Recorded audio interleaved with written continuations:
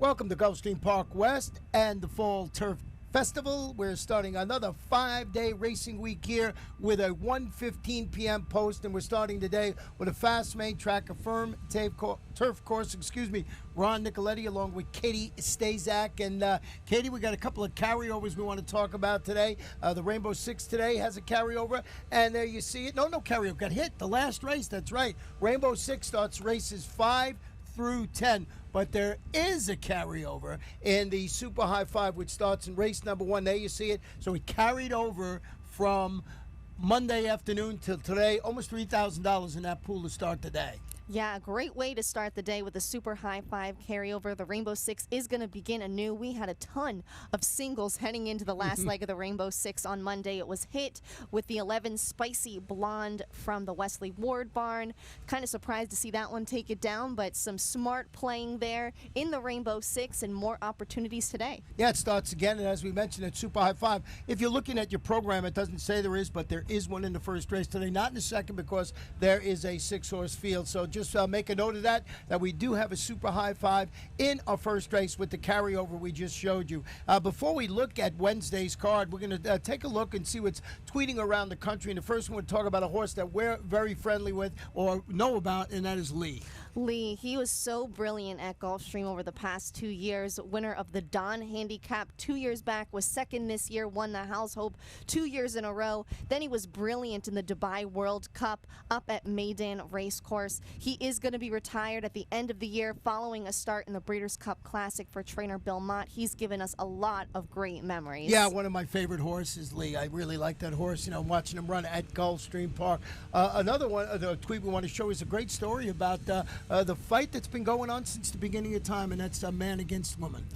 If you love Steve Haskin like I do, his writing is phenomenal. He had his most recent Hangin' with Haskin column come out this week, and it talked completely about all of the notable male-female showdowns in racing, of course, on the racetrack, leading up to this year's Breeders' Cup Classic and an expected showdown between American Pharaoh and Beholder. Everything, even including Rags to Riches and Curlin as recently as that. Rachel Alexandra against the boys in the Haskell and the Woodward. It's really a fantastic column with a great history lesson. A must-read. Thought I would share that one today. And we got a tweet about the what they can expect weather-wise at the Breeders' Cup in Lexington this in a couple of weeks away.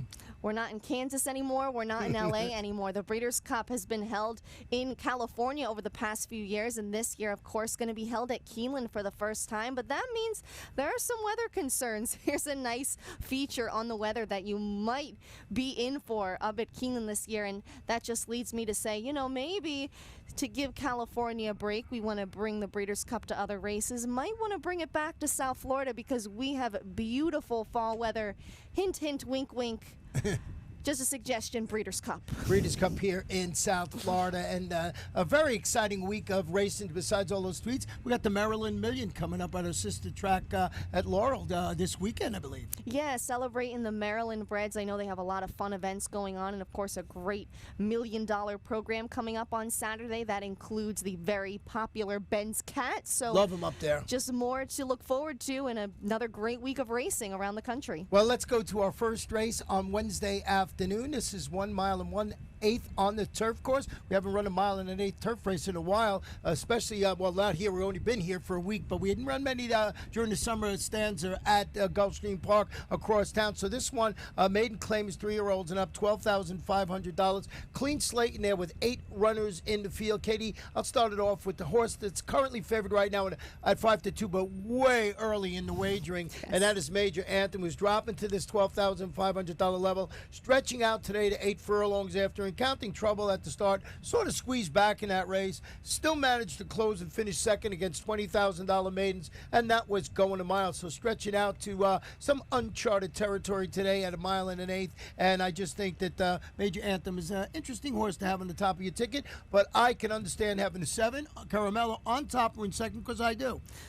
You hit the nail on the head. This is uncharted territory for the majority of the horses in this race. And when you start stretching out on the turf course, a lot of times these riders come out and they're afraid to go to the front because they don't want to go too quick. It's a longer race. I think Caramello is a horse that can take the lead and get an early, easy pace and be able to go all the way. Cutting his tag in half today for Manuel Morales. Dueled on the lead, weakened to finish third in his last start on September 24th. He was just behind Major Anthem that day, so we'll see if he can turn the tables. But I didn't see a whole lot of speed in this spot, and I thought not everyone's going to want to go to the front in this longer race, so maybe he'll take that opportunity and make the most of it. Yeah, I mean, I think those are the logical two horses here. Sets up a, another clash between Speed, Stalker, and the other horse I used on my ticket, Katie, was the 6, Dancing in the Heat, and this one stretching out to a mile today, mile and an eighth, on the grass. Surrendered that late lead last time out, got edged for the victory, going a mile and a 16th. That was in the slop. I think this is one of the horses that can be up there, maybe challenging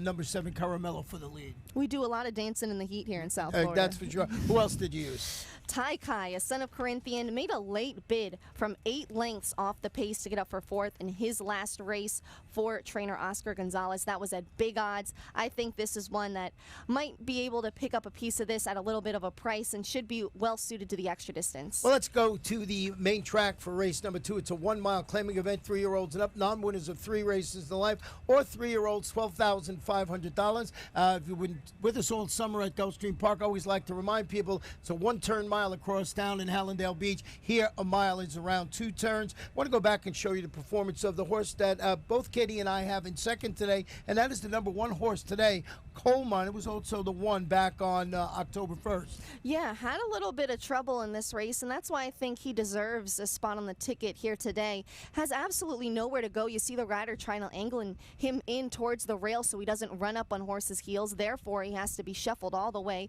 to the back in this race to angle out and get some room. He actually rebids in this race, which I was very surprised at. He's taken to the back of the pack, but he comes on and he actually gets up for 4th. You would not think it at all in this race, but here's finally an opening along the rail. He's going to re-rally, and he only comes a half length from the show. I really like the way that he did this and came on after being taken all the way back up to last, and he won his only previous start at this distance. Yeah, and if he gets through, find some racing room early on, you don't know if he'll be up there, maybe win that race. But we did both use the number 2 Royal Knowledge on our top of our ticket, but we're both using Coal Mine off that performance.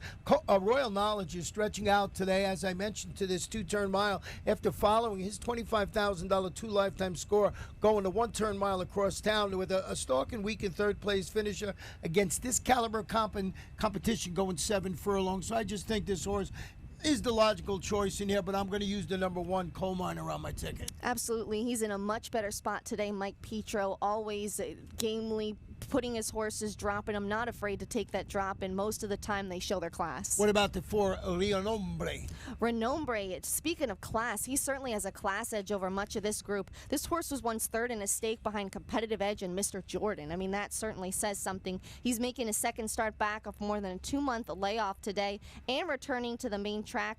Boasts a win in a second from his 2 career starts here at Gulfstream Park West, but he isn't quite the horse he once was. Well, I got a little bit of a long shot in. I think 10-1 on the morning line. That's the 5 Mighty Warrior, who won his previous race at this distance by 6.5 lengths. He stretches out after failing again untracked, but that was a pair of sprints against this level of competition. So going on the stretch out today, Alejandro Memo is the trainer. Jesus Rios in the saddle. One of those horses, not positive it could maybe win, but certainly can be on the exacta or trifecta ticket. So that is how we see race number 2. We're going to go back to the turf for the race 3. You see the board. The turf course is listed as firm. 7.5 furlongs, claimers, fillies and mares, 3-year-olds and up. Non-winners of 2 races in life, $16,000. Couple of scratches in here. Number 5, Premier Dame, and the main track only, Senorita de Fatima. Both of those have been declared out of the race. Katie, you started with the number 2, Gold Celebrity. From the Kathleen O'Connell barn, I just think this one's really knocking on the door for a second career victory. She's been the runner-up in each of her last 2 starts. Last time out, stalked the pace, launched a 4-wide bid, got up for second, was just a length and a half from the winner, and before that, the margin was even smaller, just a half length from the win. I like her consistency. I like that she's based here at Gulfstream Park West, but I can definitely see why you would go with the shipper in My Little Darlings. Yeah, just one thing on the Gold Celebrity. I sort of see see that it says stepping up to the $16,000 level. I think it's sort of a lateral move. I think Yes. she fits against this level of competition. That number 8 horse we were talking about, My Little Darlings, who displayed improved speed when blinkers were added for a recent turf outing. That was going 5.5 furlongs and a mile, respectively. Drops a knot, stretches out, vying for the lead last time out, finishing second against $20,000 two lifetime types. That was going 5.5 furlongs. Is up at Mama, Jane Sabelli, Matthew Rispoli in the saddle today. Just thought this one was a speed play, stretching out off those sprints. Has proven in the past that it can run well at this, 7.5 or mile distance. So thought it was a logical choice in there, but certainly will not leave the 2 Gold Celebrity off the ticket. Third horse I used was Moonlight Salsa, who's going back to the turf today, stretching out around the 2-turn distance after returning from the layoff. I thought finishing an improved second in a pair of $12,500 sprints across town. What I like about this horse, if you look 0 for 3 on the turf, I'm going off the recent form. I just think this horse came back from the layoff and has shown steady improvement with those second place finishes. Maybe can translate that to the turf today. Facing no world beaters in here, maybe grab a share of the price. I threw in the one Susie's Pride of Paris, added another shipper to the ticket. Been running in New York for trainer Jenna Antonucci. Well beaten in her last 2 against tougher competition. I think she's going to rebound with the class relief. Yeah, and she's the morning line favorite in there, and just wasn't enamored with those last 2 races up north, so I left her off the ticket. But when you're putting a multiple wager ticket together, a horse like that, especially with a good barn like Jenna Antonucci, might want to go back and use that horse with the class relief, as we mentioned, coming from New York back to South Florida. Race number 4 today, 7 furlongs. It's a starter, optional claimer.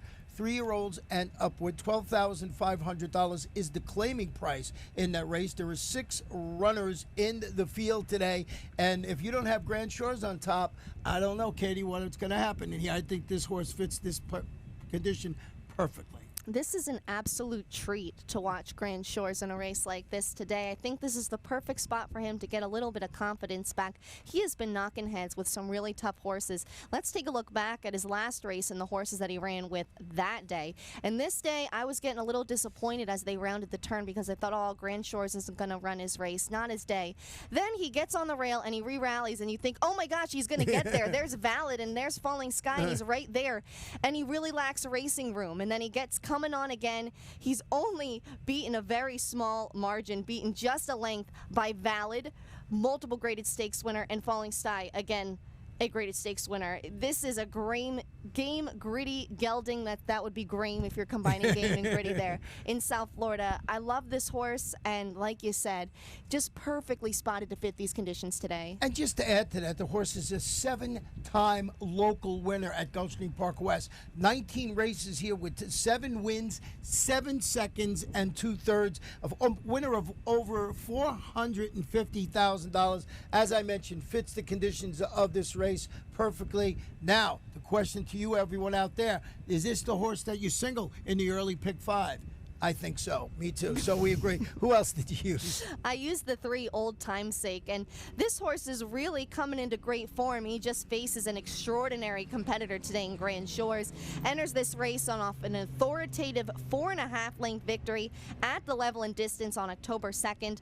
Really drew off as a much the best winner in his first start off the claim from Manuel Morales. He's hit the board in 8 straight starts, earned a 94 buyer for that win. But again, that was not against a horse like Grand Shores. And number 1, Chillin' Dillon, of all the races we handicapped last week, he seems to be a common thread in all these different races in here. So I added him to the ticket. He moved to the Louis Oliveira's barn via the claim. He's definitely stepping up the competition today after posting back-to-back victories at the $6,250 level. He'll need his best to tackle this level of competition. He's the type of horse that I think could maybe grab a part of the exotic wager in there. But boy, they're going to have their running shoes to beat number 4 Grand Shores, who fits this condition absolutely perfectly today. Race number 5, 7.5 furlongs on the firm turf course, maiden claimers, fillies and mares, 3-year-olds and up, $20,000. Scratch the number 1 horse in here, and that's Big Wave Dave. We both went with the number 7 in here, and that is Summer Chant. This one appears to just be the class of the field on paper from the Todd Pletcher barn. Last time out at Saratoga, she sat just off the pace, gained a narrow lead at the top of the stretch, but she faded. It was going a mile and a 16th, and it wasn't a tougher race at Saratoga. Cutting her tag in half today, turning back an eighth of a mile. I think she's definitely the horse to beat here. Well, they certainly have the for sale sign up today, dropping it into the $20,000 level. So there's always a bit of concern when a horse that runs well at the $40,000 level comes and drops to the $20,000 level. But it's Todd Pletcher. He just drops horses where they can win. So a logical choice in there, but with a little bit of a red flag. I went with the 4 in second. Katie has in the third, and that's right on target. Now in the Giuseppe Cederna barn, this one drops on the claiming scale after coming in ahead of defeating $35,000 maidens. That was on the Gulfstream Park turf. It was back on June 25th. Jose Alvarez will be in the saddle. The barn does very good with horses coming off of layoffs, but I am a little bit of concern that is stretching the layoff there, being off 4 months, but definitely should be on the ticket somewhere. And you also used the number 3, and I did too, and that is Starship Revenue. Another from the Kathleen O'Connell barn today. She's got 3 runners on the card. This one getting back on the turf course. Race was taken off the turf and contested over a sloppy main track last time out, but in her last turf start, rallied from just off the pace to get up for second and gaining, and that was in her first start off the claim for the barn, so should be happy to get back on her preferred surface. Yeah, one thing she proved last time out, she did not like the sloppy conditions in that race. She was eased up, but if you go back to let's performance 2 back, certainly does her best running on the turf course today, back then, and will today on the firm turf course. Race number 6, 1 mile claimers, fillies and mares, 3-year-olds and up, $6,250. Scratch the number 4 horse in here, and that is Pentathlon, and you went with the number 7 horse in here, and that is Elnath.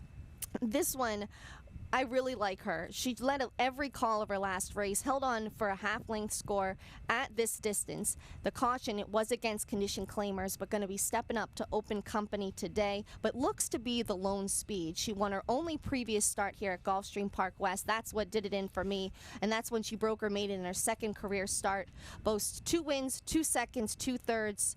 At this distance. But she is 6 for 8 in the money at 1 mile, so a logical contender in there. But I did go to the inside the horse you have in third, number 1 Miss Powwow, who finished a good second against this company the last time she went from the turf to the dirt, was back on June 24th. Now returns to the local main track. 7 starts here, 2 wins and a second after hitting the board in 3 of 4 turf races against similar quality, which includes that $10,000 score back on September 5th. As shown in the past, can run well when shifting from turf to dirt, and I just think this is a logical choice. I'm 2-time winner here, and Katie has it on the ticket too, and we both used the number 6 in here, and that is Centella. I know you love that turf to dirt angle here, especially as a previous winner here at Gulfstream Park West. Gotta have her on the ticket. But Centella should be in there also. She should sit a stalking trip in here. Could be the closest one to make a bid at Elnath should she get away with an uncontested lead.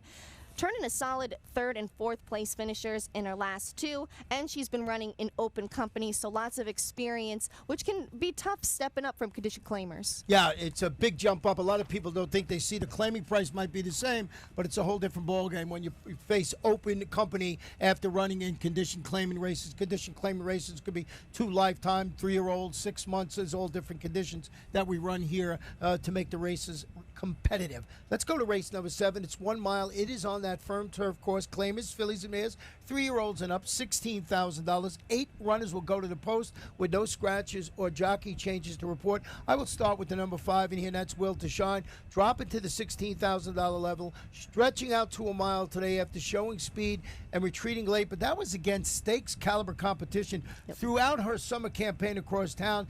Dave Brady is the trainer. He's got Edgar Zayas atop this 5-time winner at the distance, 14 races, 5 wins out of those 14 races, and 1/3. I just think this horse classes up perfectly here. Been knocking heads with some of the best we had across town during the summer. Absolutely. She was 4th twice in stakes over the summer, so 1 horse from notching a stakes placing, and as you mentioned, a 5-time winner at the distance. Absolutely has a shot in here. That being said, I went with the 2 Ladies Lunar Luck from the Marcus Vitale barn, making her local debut today. Joined the Vitale barn in late July, hasn't lost since. recently drew off by 2 3/4 lengths in an off-turf contest at Monmouth against $12,500 claimers. I think this is a lateral move to this level here, and she should launch her bid from just off the pace today. Yeah, and you know that the trainer-jockey combo of Marcus Vitale and Matthew Rispoli are 5 for 14, 38% on this track. So they've been teaming up and running well, and they had a stakes winner here. So lots to like about that horse. I just thought that the number 5, Wilter Shine, was a little classier than the 2, but I would not leave the 2, Luna's Lady Luck, off the ticket. And we both used the number 7, The Business, who's moving to the Leo Gabriel Jr. barn via the claim today. Yes, this one making her first start off the claim. Comes in off a runner-up finish at this distance on September 7th. That day, she finished second to a horse named Starship Jody. That day, she won her second straight. I think she could pick up the pieces late in this race. Well, let's go to race number 8, 6 furlongs. These are claimers, 3-year-olds and up. Non-winners of 2 races in life, $6,250. Scratch the number 6 horse in here, Private Journal. Want to go back and show you the performance of the horse that both Katie and I used on top of our tickets, and that is Voter Turnout, who's going to race with the blinkers off today. And that's going to help, because last time out, this horse went straight to the lead with those blinkers and was really showing quite a bit of speed that day from the 10 post, so that's using even more of the speed. Opens up a clear lead in the stretch, but he is going to get run down, finishes a close second. You wouldn't think it in this race, but he hasn't switched his lead yet. He's getting tired. Here comes the 2 to nab him at the wire again. Still has not switched his lead in that race, so that maybe could have given him a little bit of an extra boost, but going to get the blinkers removed today and should have more left in the tank in the stretch. And Jenna Antonucci, 25% with the blinkers off angle, so lots of things to like about the number 5, Voter Turnout, improved post. And, you know, maybe change leads this time out a little sooner, so we'll see how Voter Turnout runs. Logical choice in there. I used the 1 in second. I'll tell you why, and that's Harry He. This one, who won his only previous rate on the dirt, goes back to the main track today after showing speed and weakening against the Knots tougher. That was in a pair of 5 furlong turf sprints. Jonathan Gonzalez in the saddle. I like the fact that this horse won his only previous race on the dirt. Threw him on the ticket. He's up there. He's actually second choice on the board.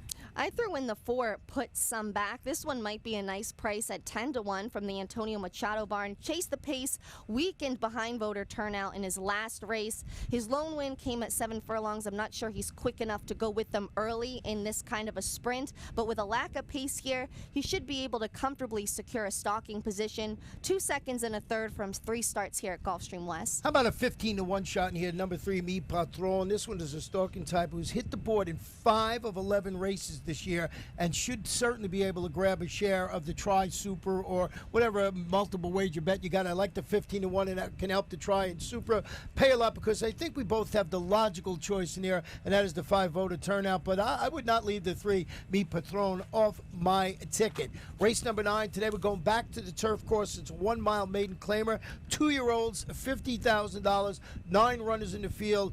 Number 6, Jungle Jumbo, is dropping to this $50,000 level today. Yeah, another from the Todd Pletcher barn. He's got a trio of maiden claimers today. I think this is the nicest of the group. He lost in his career debut in a maiden special weight at Saratoga to the very highly regarded Bill Mott-trained Sight Reed. This is a much softer spot today when he drops in for a tag.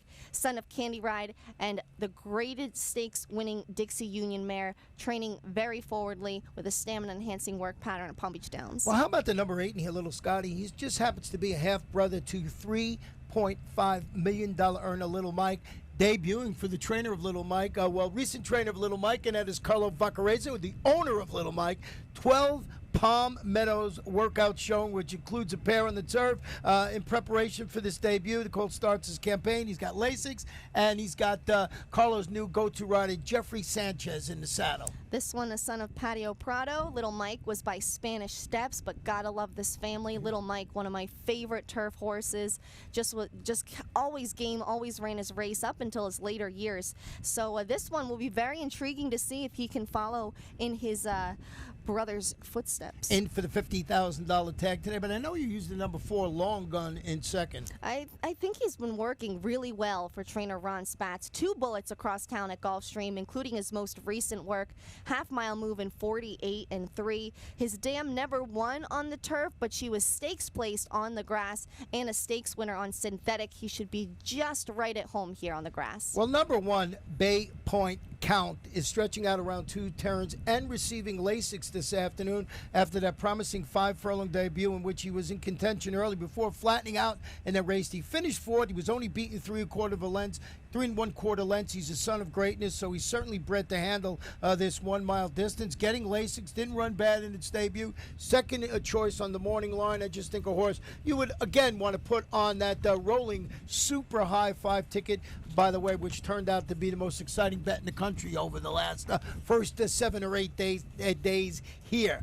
We're going to end it in the race number 10 with a 1 mile turf event. Maiden claim is 3 and up, $20,000. No scratches in the race. 10 runners will go to the post, and another Pletcher horse here, and that is number 8, Bombolino, dropping to the $20,000 level. He's dropping a lot today. Dropping a lot, like you said, right out of a maiden special weight. It was at Monmouth. That was on August 7th for Todd Pletcher. Have to love the pedigree, though. He's by Smart Strike out of a Danzig mare. Gets blinkers added to help him get more involved early and perhaps stay more focused on the task. I expect him to really improve by leaps and bounds in this spot today. Well, number 9, Charlie Azhart, is getting some needed class relief after hitting the board in 1 of 4 turf outings at the $35,000 level. The trainer is Chuck Carey, and he's got Edgar Prado in the saddle. And I just thought on the class relief and the drop, this horse can run well in there. Bombolino, always, like we mentioned in the other ones, dropping down. You always have that little bit of concern. Wasn't with the mainstring at Saratoga, was at Monmouth. You know, a couple of questions asked there. Maybe a horse like number 9, Charlie Azhart,